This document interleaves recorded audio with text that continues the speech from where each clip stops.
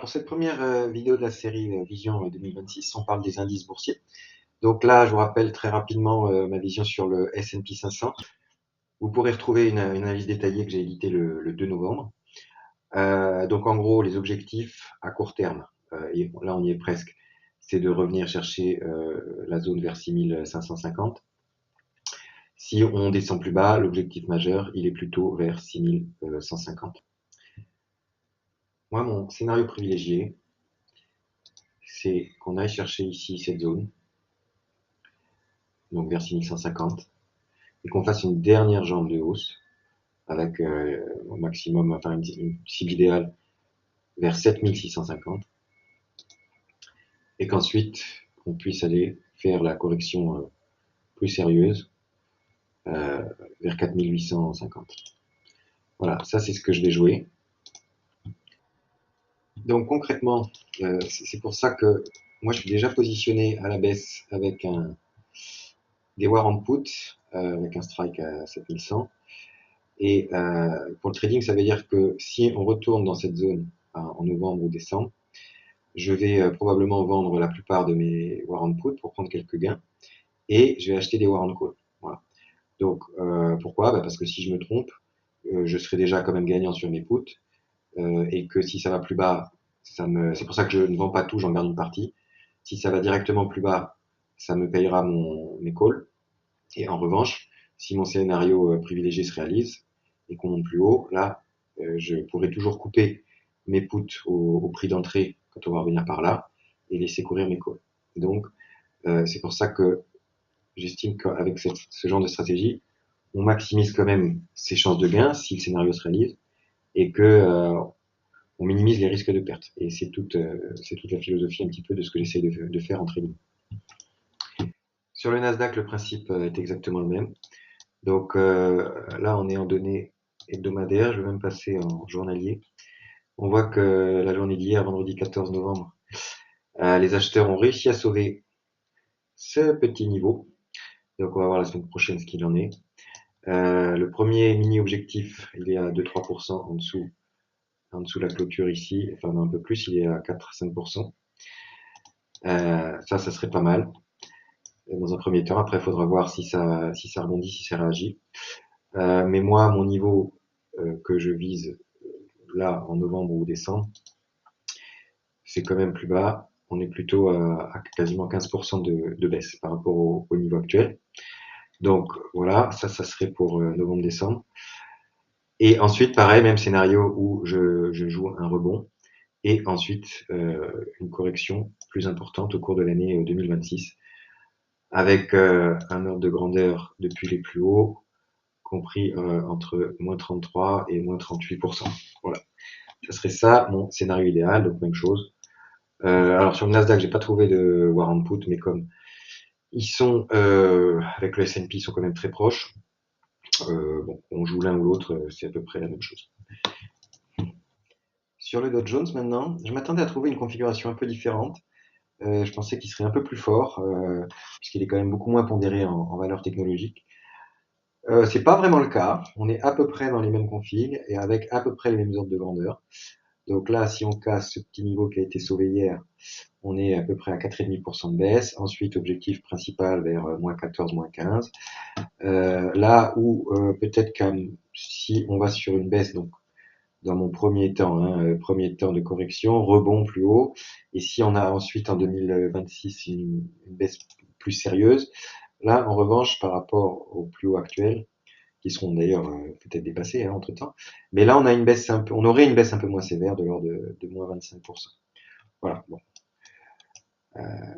ça c'est vraiment des hypothèses de travail, mais en tout cas, ça permet d'avoir un cadre et de pouvoir appliquer ces stratégies à l'intérieur de ce cadre.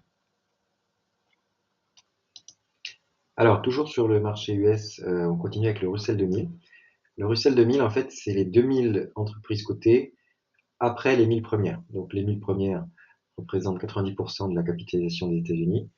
Le Russell 2000, c'est 8%, et ensuite on a encore 1000 sociétés cotées qui représentent 2% seulement, donc vraiment des toutes petites capes. Donc ici, on est plutôt sur des moyennes capitalisations, avec du coup des comportements qui peuvent être plus volatiles, et un indice qui peut être plus difficile à appréhender. Donc là, je ne vais pas faire de projection pour l'ensemble de l'année 2026 euh, parce que j'ai moins de visibilité graphique, on va dire. Donc ce qui est sûr, c'est que ma zone d'objectif majeur à la baisse, elle est là de l'ordre de 12,5%. D'accord. Maintenant, est-ce que on voit que, par exemple, là il y a eu les Trump tarifs, la reprise, et que cette hausse par rapport au dernier plus haut, elle est relativement moins importante que sur que sur le Nasdaq, par exemple. On est allé à 3% au-dessus des derniers plus hauts, ce qui n'est pas énorme comparé au Nasdaq. D'ailleurs, on peut faire le même exercice tout de suite avec le Nasdaq.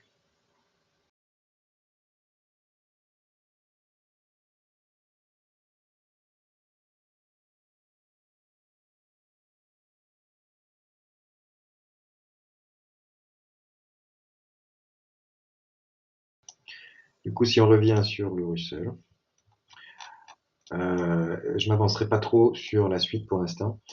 Je fais aussi l'hypothèse qu'il va y avoir une rotation sectorielle qui a déjà un peu commencé et que donc ça peut créer aussi des opportunités pour le Russell, ou en tout cas qu'il ait un caractère un peu plus défensif que les autres. Dans le même temps, quand il y a des gros mouvements baissiers, c'est aussi les plus petites capitalisations qui sont massacrées à cause des problèmes de liquidité.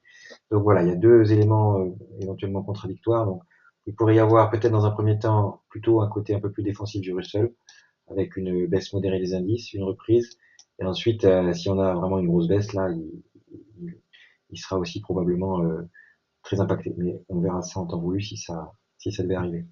Allez, maintenant on passe à l'analyse des indices européens. On commence avec l'Eurostoxx 50. Je vais vous montrer comment je marque mes zones, en fait, mes niveaux de support et de résistance. Donc je pars d'un graphe en mensuel, en ligne, donc avec seulement les cours de clôture, et je repère les très gros niveaux. Donc on voit ici en 2015 qu'on a eu une résistance qui a fonctionné plusieurs fois, qui a rejeté les cours. Donc ça c'est un très gros niveau. Alors ensuite, je zoome un peu plus pour voir les niveaux qui nous intéressent plus à court terme. Donc on a ici, voilà, à chaque fois les derniers plus hauts qui ont rejeté les cours. Donc ensuite je passe en hebdomadaire.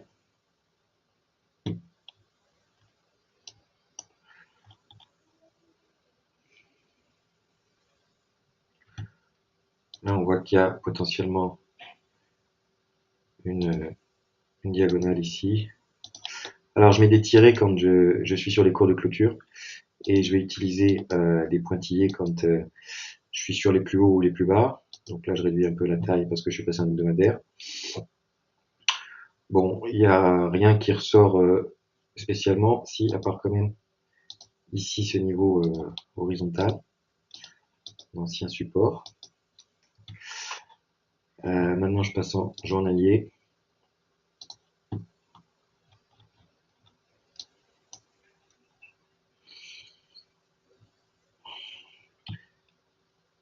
Je rajoute celui-là parce que si on vient chercher ce gros niveau, il faudra se souvenir qu'on peut éventuellement aller un peu plus bas. Et pareil ici, en tant que résistance. Voilà. Niveau qui a été testé ici. Donc maintenant, je me remets en mensuel et je passe en chandelier pour voir ce qui ressort. Donc maintenant, on a accès au plus haut et au plus bas, vu qu'on est en chandelier. Euh, on voit qu'ici, 2021, ça rejette bien en tant que résistance, et là, 2024 et 2025, ça rejette bien en tant que support. Donc comme c'est pas, comme c'est des niveaux qui sont quand même pas tout près, je vais tracer plus une zone pour se souvenir que là il y a quand même des intérêts. ici vendeur, et là changement de port, bon, de nouveau testé là, et là ça a fait résistance ensuite. Qu'est-ce qu'on a d'autre autour de ces grosses polarités? On va les voir en hebdomadaire.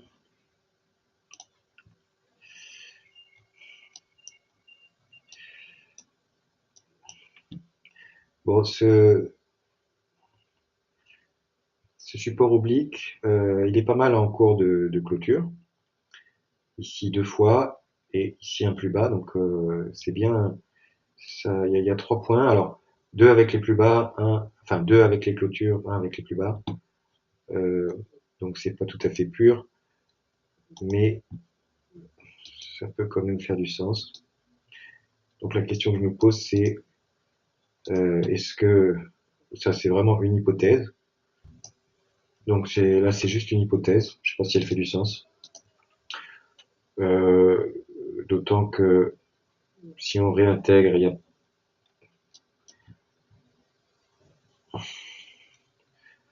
et sur peut-être qu'au niveau horizontal ici en clôture, on, on peut noter celui-là qui a fait support. Voilà. En journalier maintenant.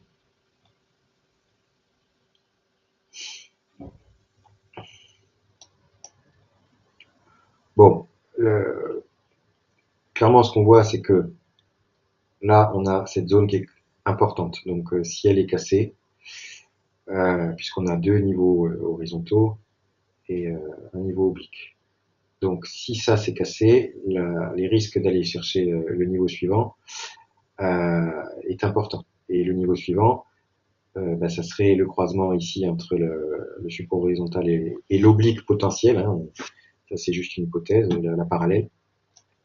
Mais en tout cas, ça pourrait être assez logique.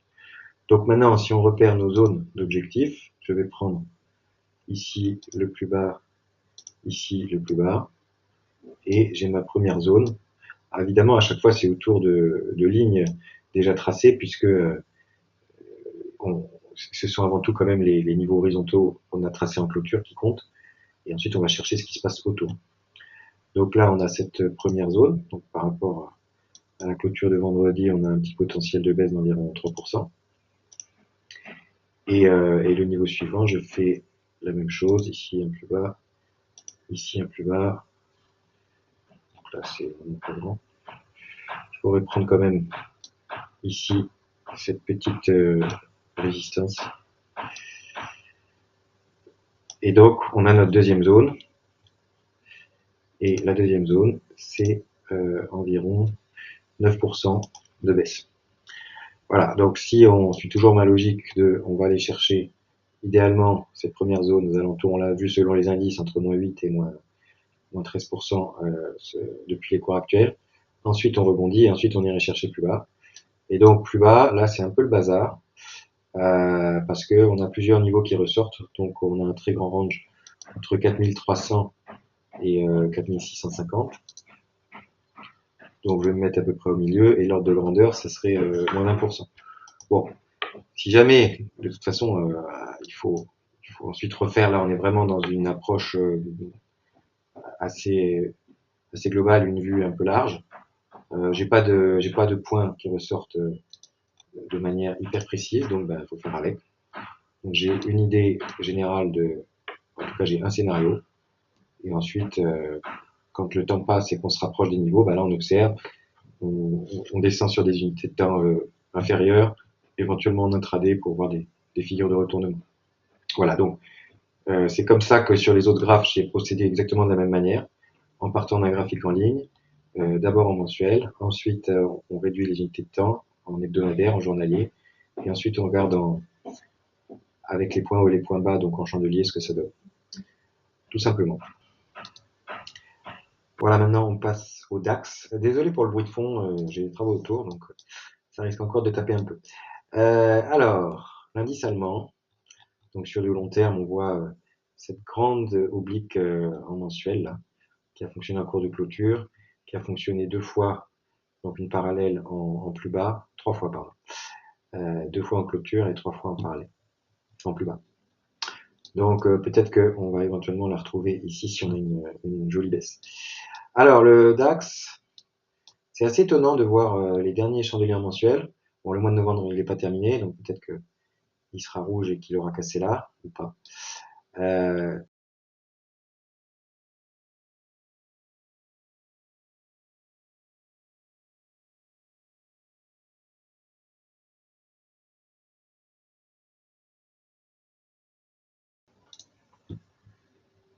Concernant les objectifs, c'est toujours le même principe. On aurait un premier objectif ici, une remontée et un dernier mouvement baissier. Ce qui, sur le DAX, si ça se réalise, nous emmènerait d'abord avec une baisse d'environ 20% et ensuite d'environ 38%. Donc là, on est plus sur un comportement Nasdaq. On verra bien. Déjà, première étape, c'est d'arriver là. Si ça arrive là, moi, donc j'ai des produits, j'ai des warrants put à la fois sur le DAX, le CAC et le S&P. Et donc là, j'en revendrai une bonne partie, je rachèterai des calls et j'en garderai un petit peu parce que si jamais on doit aller là et qu'on doit continuer, je veux ne pas perdre d'argent sur mes calls et donc l'argent gagné sur le reste de mes puts me remboursera mes calls. Et si dans ce cas-là on va là, bah là j'achèterai pour le coup massivement des calls. Maintenant on termine avec notre indice français, le CAC 40. Je ne ferai pas les autres pays dans cette émission, l'Espagne, l'Italie, le Portugal, la Grèce. Si ça vous intéresse, vous pouvez demander en commentaire. Mais sinon c'est un peu long et c'est un peu répétitif. Sachant que c'est les indices qui ont plutôt surperformé ces derniers temps. Mais c'est pas forcément ceux qu'on trade le plus. Donc sur le CAC, alors lui c'est probablement le plus compliqué de la liste. Bon, les niveaux horizontaux, là on est en mensuel en ligne. J'ai trouvé que cette diagonale là, elle faisait du sens, sachant que on voit bien en bougie qu'elle a quand même été bien travaillée plusieurs fois et que là on comprime vraiment, on arrive à la fin, on est dessus, au-dessus il y a la résistance avec les plus hauts historiques. Donc si on part vers le sud, si on casse ça, clairement ça sera un gros signal. Cette zone grise là, c'est une zone, en fait on voit dans ce grand range au milieu qui est pas mal travaillé, hein, qui divise le range en deux. Donc ici ça fait des résistances, là on casse, ici on retravaille, on revient, on recasse. Voilà, c'est une zone qui attire. Donc pareil, si on casse la diagonale, à mon avis là, elle aura moins de force pour faire support et on devrait aller chercher assez vite le niveau suivant. Donc par rapport au plus haut, on serait à moins 12%. Donc si on prend les cours actuels, ça ferait une baisse d'à peu près moins 11%. Et ensuite, c'est un peu compliqué sur le CAC, mais donc le niveau c'est ensuite moins 17%. Et ensuite de l'ordre de moins 26 à moins 29%. Voilà, c'est pas celui qui pilote à mon avis, donc il va suivre plus ou moins les autres, et puis on verra où ça nous emmène. Donc c'est tout pour les indices aujourd'hui, j'espère que ça vous a plu, n'hésitez pas à faire des commentaires et à poser des questions. À bientôt.